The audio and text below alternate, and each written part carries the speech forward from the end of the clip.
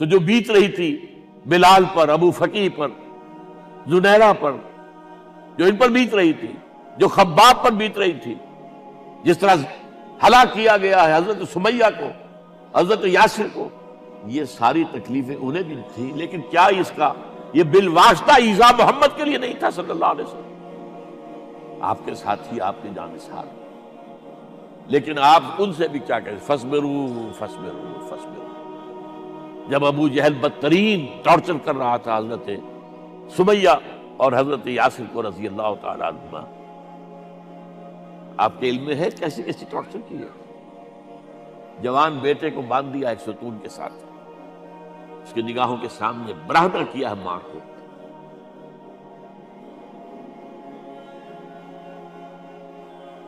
ہاتھ میں ایک مورتی ہے، جب تنگ آ گیا ستا کر تنگ کر کے مار مار کے حضرت سمیہ ٹس سے مس نہیں ہو رہی، کہتا ہے تم ایک دفعہ کہہ دو سمیہ کہ ہاں اس مورتی میں بھی کچھ ہے، میں تمہیں چھوڑ دوں۔ انہوں نے تھوک دیا، برچھا مارا ہے شرمگاہ کے اندر۔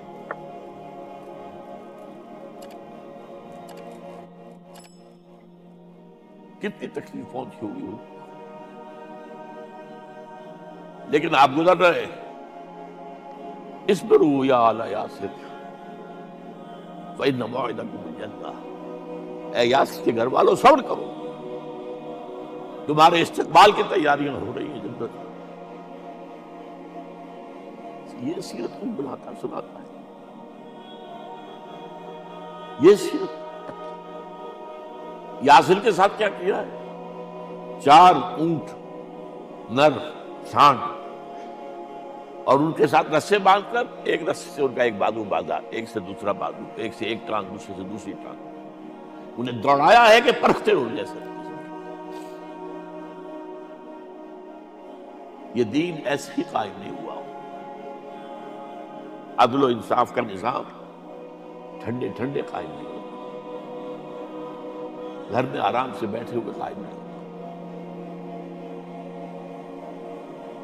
اور سنیے، 3 برس شیب بنی ہاشم کے تو قید ہے، 3 برس ٹوٹل بائیکاٹ، ایک گھاٹی، ادھر پہاڑ ادھر پہاڑ، دونوں طرف جو ہے پہرے، کوئی کھانے پینے کی چیز اندر نہیں جائے گی، اور پورا خاندان بنی ہاشم، وہ بھی کہ جو ایمان نہیں لائے، وہ قبائلی زندگی تھی نا۔ بنو ہاشم چونکہ حضور کو پشت پناہی چھوڑنے کو تیار نہیں ہوئے، ابو طالب نے آخری وقت تک بھی ساتھ نہیں چھوڑا۔ ہاں، آخری وقت کے قریب ایک بات ہو گئی تھی، ایک مرتبہ تو ہوا کہ وفد آیا ہے قریش کا کہ اپنے بھتیجے کو روک لو، وہ ہمارے معبودوں کی توہین کرتا ہے۔ ابو طالب نے بلایا اور آپ سے کہا کہ یہ کچھ اپنے رویے کو بدلے۔ آپ نے فرمایا چچا جان، اب تو چاہیے میرے ایک ہاتھ پر سورج اور دوسرے پر چاند رکھ دے، میں اپنے اس مشن کو چھوڑ نہیں سکتا۔ اور ابو طالب کے عین انتقال کے وقت جو معاملہ ہوا، جب وفد آیا ہے کہ ٹھیک ہے اب ہمارا جو ہے صبر کا پیمانہ لبریز ہو گیا ہے، اب ٹھیک ہے آ جاؤ میدان میں، تم بھی ساتھ چھوڑنے کو تیار نہیں۔ ابو طالب نے بلایا، بھتیجے مجھ پر اتنا بوجھ نہ ڈالو جو میں برداشت نہ کر سکوں۔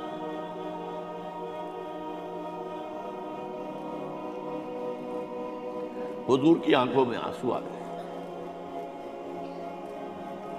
چچا جان، اب تو یا یہ بات پوری ہوگی یا میں اپنے آپ کو ختم کروں، اسی میں ختم ہوں۔ 12 شیب بنی ہاشم میں 3 برس اس حال میں گزرے ہیں، ٹوٹل بائیکاٹ، کوئی کھانے پینے کی۔ کچھ لوگ تھے شریف النفس، مثلا حکیم بن حزام تھے رضی اللہ تعالیٰ، اور بعد میں ایمان لے آئے۔ حضرت خدیجہ کے وہ رشتہ دار تھے، وہ پہاڑ پر چڑھ کر ایک طرف سے رات کی تاریکی میں، دونوں دروازے تو بند ہیں، پہاڑ پر چڑھ کر چوٹی سے نیچے اتر کے کوئی چیزیں کھانے پینے کی دے آئے، کوئی اور ایک آدھ ہوگا ایسا۔ یہاں تک نوبت آئی ہے کہ بنی ہاشم کے یہ پھول جیسے بچے معصوم بھوک سے بلبلا رہے ہیں، اور اس کے سوا کچھ نہیں ہے کہ سوکھے چمڑے ابال کر اس کا پانی ان کے حلق میں ٹپکا دیا جائے۔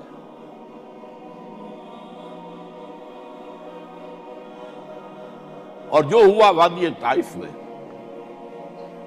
جب مکے والوں نے فیصلہ کر لیا کہ آپ قتل کر دو، ابو طالب بھی فوت ہو چکے ہیں، اب کوئی اندیشہ نہیں، کوئی خانہ جنگی شروع نہیں ہوگی، کوئی انٹرا ٹرائبل وار نہیں ہوگی، تو آپ طائف گئے ہیں۔ شاید وہاں کے 3 سردار تھے بڑے، اور یہ طائف اصل میں قریشی کا سمجھیے کہ یہ ان کا گرمیوں کا یہ صحت افزا مقام تھا۔ یہ تمام جو سردار تھے مکے کے، ان کی جائیدادیں وہاں تھی، باغات تھے، اور وہاں کے بھی 3 سردار تھے، تو شاید ان میں سے کسی کو اللہ توفیق دے دے۔ وہاں گئے ہیں اور صرف ایک ساتھ ہے، حضرت زید بن حارثہ، حضرت ابوبکر بھی ساتھ نہیں، سائے کی طرح ساتھ رہنے والا بھی ساتھ نہیں تھا۔ وہاں جا کر جو آپ نے تینوں سے بات کی ہے، تینوں نے وہ باتیں کہی ہیں جو کلیجے کو چیر جائیں، اور اس میں کیا ہو رہا ہے، اسٹریٹ ارچنز جو کہلاتے ہیں ہمارے یہاں، ٹھوکرے گلیوں کی، انہیں اشارہ کر دیا ذرا ان کی خبر لو، اب وہ پتھراؤ کر رہے ہیں۔ جیسے ہمارے ہاں کوئی آ جاتا ہے، کوئی نیم پاگل یا کوئی اور کسی طرح کا مست قسم کا آدمی، اور اس کے اوپر چھوکرے چاروں طرف ہوں اور ستا رہے ہوں، یہ نقشہ تھا، اور طائف کی گلیاں تھیں، اور محبوب رب العالمین تھے۔ ادھر سے پتھر آ رہے ہیں تو زید بن حارثہ رکاوٹ بن گئے، لیکن پیچھے سے آ رہے ہیں، وہ کیسے روکیں گے؟ پیچھے جاتے ہیں تو ادھر سے آ رہے ہیں۔ جسم لہو لہان ہے، خون رس رس کر زخموں سے جوتیوں میں آ کے جم گیا ہے۔ پھر وہاں سے آپ نکل کر گئے، ایک باغ میں تھوڑی سی پناہ لی ہے تھوڑی دیر کے لیے، جوتے بڑی مشکل سے اترے ہیں، خون جمع ہوا، اور وہ جو پھر دعا نکلی ہے آپ کی، وہ کلیجے کو چیر جانے والی، اللہم الیک اشکو ضعف قوتی وقلت حیلتی وحوانی علی الناس، اے اللہ تیری جناب میں فریاد لے کر آیا ہوں، اپنی قوت کی کمی کا، اپنے وسائل کی کمی کا، اور لوگوں میں جو رسوائی ہو رہی ہے، الی من تکلنی الی بعید یتجہمنی او الی عدو ملکت امری، مجھے کس کے حوالہ کر دیا ہے، مجھے دشمن کے حوالے کر دیا جو چاہے میرے ساتھ کر گزرے۔ لیکن پھر مقام عبدیت کا ظہور ہوتا، ان لم یکن علی غضبک فلا ابالی، اے اللہ اگر تو ناراض نہیں ہے، مجھے اندیشہ یہ ہو گیا کہ کہیں تو ناراض تو نہیں ہو گیا، کہیں تو نے میرا ساتھ تو نہیں چھوڑ دیا، اگر تو ناراض نہیں ہے تو مجھے کوئی پرواہ نہیں، جو ہو سو سر تسلیم خم ہے جو مزاج یار میں آئے۔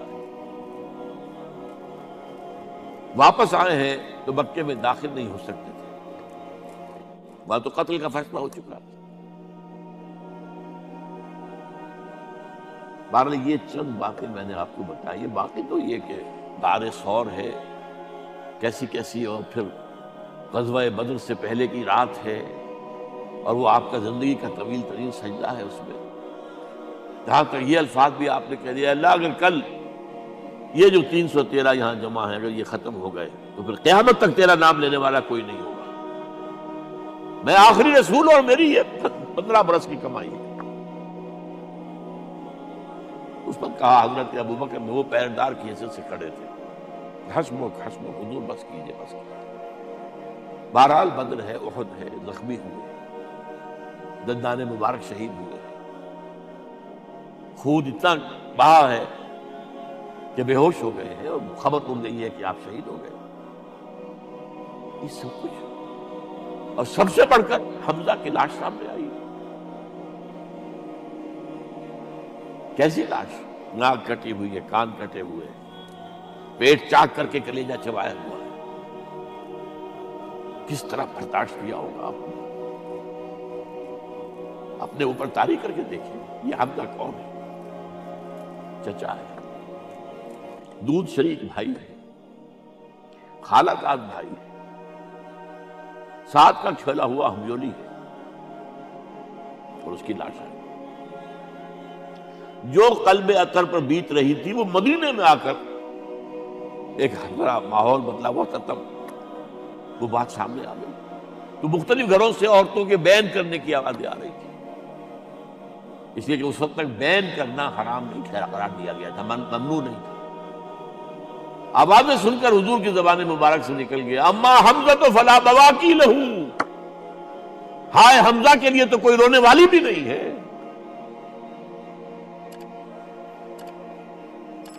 اس پر پھر صحابہ نے انصار نے اپنے ہاں کی خواتین کو حضرت صفیہ کے یہاں بھیجا، وہ سگی بہن تھی، وہاں انہوں نے جا کے بھی تعزیت کی. بہن